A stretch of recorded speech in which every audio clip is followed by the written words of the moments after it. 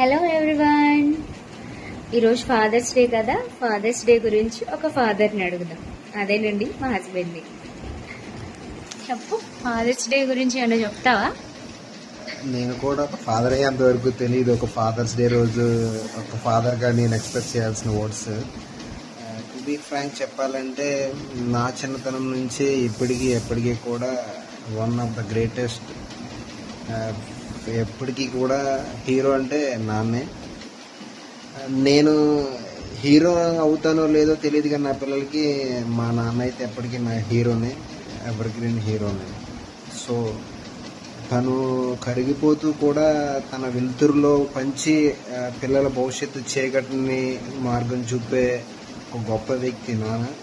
So నేను వెలుతురు పంచుతానో లేదో తెలియదు, కానీ మా నాన్న అయితే నాకు నిజంగానే వెలుతురు పంచారు. తను ఎండకి ఎండాడు, వర్షానికి తడిశాడు. ఇంకా చెప్పాలంటే ఆయన పడిన కష్టాల్లో ఒక 10% కూడా నేను అనుభవి ఉండకపోవచ్చు. ఆయన పడిన కష్టానికి ప్రతిఫలం నేనని ఎప్పుడు చెప్తూ ఉంటారు. సో అందరిలాగా నువ్వు కూడా వెళ్ళి కష్టపడి డబ్బులు తీసుకురా, నేను ఇంట్లో ఉంటానని ఎప్పుడు అనలేదు.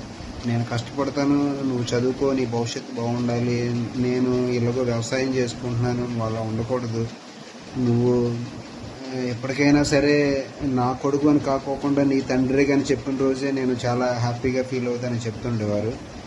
నేనైతే ఆయన డ్రీమ్ అచీవ్ చేసేలే తెలియదు, కానీ బట్ ఆయన ఫెయిల్ అవుతూ నన్ను సక్సెస్లోకి నెట్టడం అనేది జరిగింది. So become my dream, my achievement, my emotion, my everything, my dad. So Nannaku Prematho I love you dad. మన ఏమంటారు, మా ఆయన చెప్తూ ఉంటారు, మా నాన్న ఆ రోజులో నన్ను కొడుతూ తిడుతూ పెంచారు కాబట్టే నేను ఈ సోల్జర్గా నిలబడగలిగాను అని. ఇంకా మా హస్బెండ్ విషయానికి వస్తే, మా నాన్న కానీ, అంటే మా డాడీ కానీ మా హస్బెండ్ కానీ ఒకటైతే పిల్లలు పుట్టిన తర్వాత ఛాలెంజింగ్గా ఇద్దరు ఒకటి ఫేస్ చేశారు. ఏంటంటే మా నాన్నగారు వచ్చి 4 ఆడపిల్లల తండ్రి, మా హస్బెండ్ వచ్చి 2 ఆడపిల్లల తండ్రి. మా హస్బెండ్కి కూడా మా అమ్మాయికి, పెద్ద అమ్మాయికి వచ్చి 6 years ఓల్డ్. ఈ 6 yearsలోనే చాలా మంది అని ఉంటారు, ఎర్రే 2 ఆడపిల్లలేనా, నువ్వు ఒక్కడవే కదరా వారసుడివి అని. అలాగే మా నాన్నగారిని కూడా చాలా మంది స్టిల్ ఇప్పటికీ అంటారు, నీకు ఆడమోసే వాళ్ళు ఎవరు లేరు, 4 ఆడపిల్లలే అని. మా నాన్న అసలు కేర్ చేయరు. అది మా హస్బెండ్ కూడా అది ఛాలెంజింగ్ గా నిలబడింది. ఏమంటారు మీరు దాని గురించి? అయితే నేను కూడా ఈ సిచ్యువేషన్ ఫేస్ చేశాను. నాకు సెకండ్ పాప పుట్టినప్పుడు మా అమ్మగారు చెప్పగానే ఆవిడ ఎందుకు మళ్ళీ పాప పుట్టే అన్నట్టు ఫీల్ అయ్యారు. నేనేంటంటే పాప ఎవరైతే ఏమైంది, ఆరోగ్యవంతంగా పుట్టింది కదా, తను ఎక్కడ అబ్నార్మల్గా పుడుతుందా అని చాలా టెన్షన్లో ఉన్నాను. సో పాప చాలా యాక్టివ్గా పుట్టింది, దానికి చాలా సంతోషం. ఇంకా ఆవిడన్న క్వశ్చన్కి, ఎందుకమ్మా మీరు ఆడపిల్ల అనగానే అంతగా దిగులు చెందుతున్నారు అంటే, లేదు మేము ఎప్పుడైతే తను చాలిస్తామో మమ్మల్ని శంకరుడి దగ్గర తీసుకెళ్లాలంటే నువ్వు సాయం చేస్తావు, సో నీ పరిస్థితి వచ్చేసరికి నీ గురించి ఆలోచిస్తావు అన్నారు. సో ఆ మాటకి నేను ఒకసారి ఆలోచన చేశాను, ఇది నిజమై ఉండొచ్చు, బట్ దానికి సొల్యూషన్ దొరికినట్టు నాకు కూడా సొల్యూషన్ దొరికింది. So end of the day ఏంటంటే, నేను నా తనువు చాలించిన రోజు ఈ దేహాన్ని కనుక ఏదన్నా ఒక మెడికల్ కాలేజ్ డొనేట్ చేస్తే వాళ్ళకు ఉపయోగపడుతుంది కదా. అల్టిమేట్గా మనం లేనప్పుడు ఇది ఎవరు చూడరు.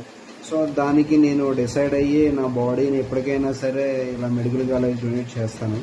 అదనేది ఈలోపే కాళ్ళు కీళ్ళని ఎరగొట్టేసుకుంటున్నారు అనుకోండి. ఈ డిపార్ట్మెంట్ లోకి వచ్చిన తర్వాత already knees 2 ligaments already damage అయిపోయినాయి. అది సెకండ్ విషయం అనుకోండి. అక్కడికి ఇచ్చేదాకా మరి ఎలా ఉంటుందో భగవంతుడి దయ. Okay, this is the first blog.